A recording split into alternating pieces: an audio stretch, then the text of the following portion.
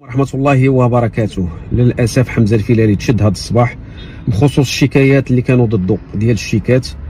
هذه المدة كاملة كان كيحاول ما أمكن أنه يحيد الكريديات اللي عليه، وبالفعل رد بزاف ديال الناس فلوسها، حيد عليه بزاف ديال الشيكات.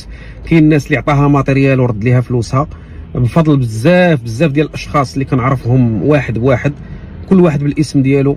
فكنقول لكم شكرا لكم، الله يجازيكم بخير.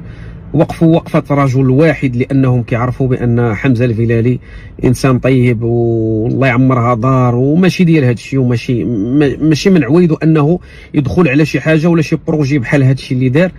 حتى هو غلط وعرف اشنو دار واعترف بالغلط ديالو، راه خرج دار فيديو كيف ما شفتوا. ولكن بقاو شي شيكات اللي دايرين عليه الروشيرش اللي بسببهم تشد. فكنطلب من اي واحد سواء كيعرفوا ولا ما كيعرفوش انه يدعي معاه، يفك الله الاسر ديالو ويرجع لبنياته ويرجع للام ديالو ويرجع للعائله ديالو، لانه انسان انا كنعرفه شخصيا، كنعتبره خويا الصغير، انسان الداخل ديالو زوين وقلبه ابيض ونقي.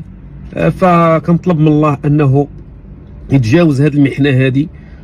وش غادي نقول لكم، شكرا لكل واحد